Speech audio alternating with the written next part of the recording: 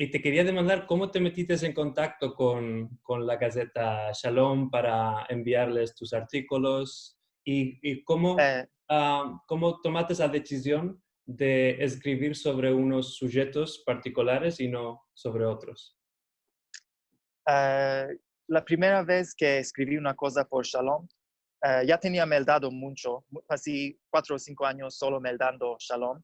Ujú, Y cuando empecé a mi año sabático, dije, ahora es tiempo de intentar de escribir algo también.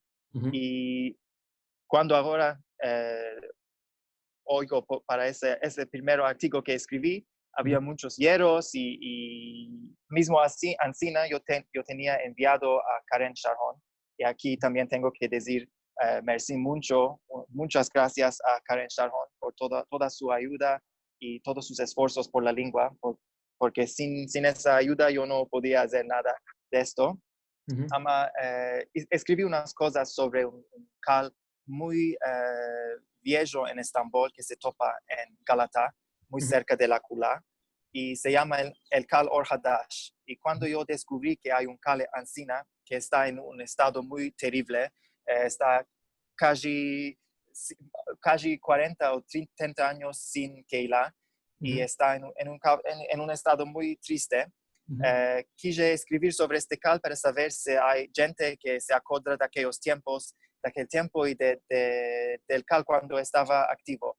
Y qué mejor manera de demandar a la gente que escribir en un jornal judío en la Turquía. Entonces escribí algo y envié a Karen y ella me dijo que va a ser publicar y yo, claro, me quedé muy contento. ujú, Y después siempre continué. Entonces, hasta ahora, hace 8 o 9 meses, ujú, desde mi primer artículo, y casi todas las semanas escribo alguna cosa.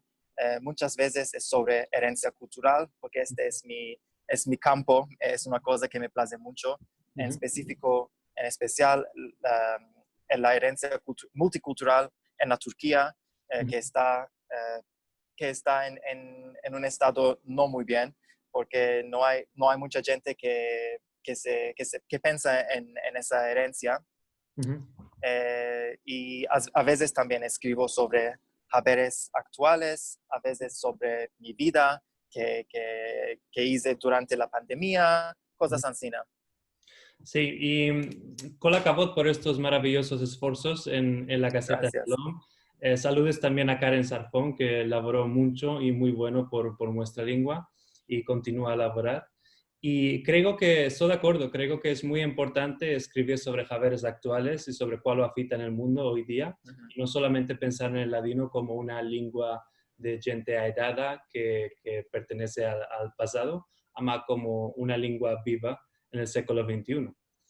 Eh, y Dunque te quería demandar, ¿cuál te parece que va a afectar con el ladino en el avenir y en particular con la nueva generación de hablantes que están planeando esta lengua en todo el mundo? Yo puedo decir que desde cuando yo empecé